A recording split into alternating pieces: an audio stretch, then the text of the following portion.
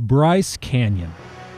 Its epic spires have been featured in Hollywood films and inspired artists to imagine sweeping plains of color where hoodoos come to life and shadows dance when no one's looking.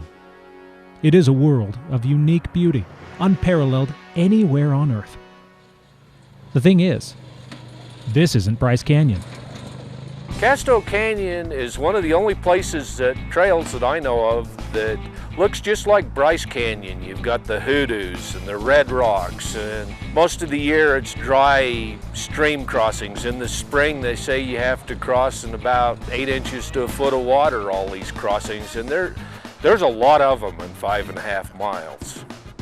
They say you can't beat the real thing, but just because Casto Canyon isn't within the borders of famous Bryce Canyon doesn't mean it's any less impressive. CastoBrimhall found that out firsthand. Now, Chris is, of course, our own resident ATV explorer here at AYL, and for the past year he has been on the mission to ride his ATV from Promontory Point in northern Utah all the way to Kanab on the southern border with Arizona, logging every single mile on legal, interconnecting trails. He's gone from Promontory to Wendover, Wendover to Fillmore, Fillmore to Marysville, and Marysville to Circleville. We're leaving Circleville and we're headed on over to Bryce Canyon.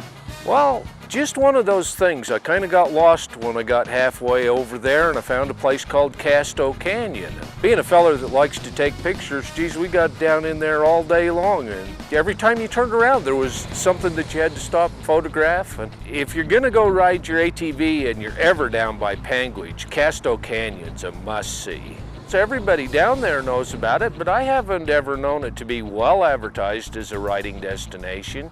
You can ride from Circleville over to Casto Canyon and back in a day. You don't have a lot of time to spend in Casto Canyon. It's about 135 miles. With the amount of snow that has fallen this winter in southern Utah, it is no surprise to find many of the towering pinnacles of Bryce and Casto covered in snow. Being so near and so similar to its more recognizable counterpart, you would think that Casto would get the same billing, but it doesn't. Having the area open to ATVs certainly sets it apart, however, especially for the off-highway crowd.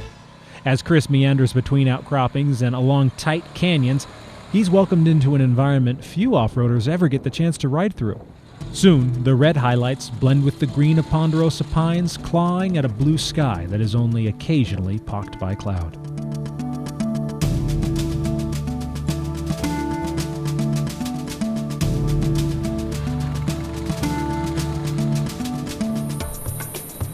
If you're a photographer, it's an incredible place. 10 miles, if you want to take pictures, it's an entire day. You've got so many photo opportunities. Every corner you turn, every direction you turn, there's just a new picture, something that you want to take home.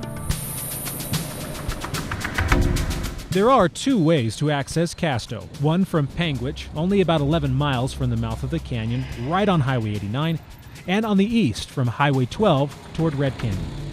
Hotels and cabins are available for overnight stays, but for Chris, that isn't an option.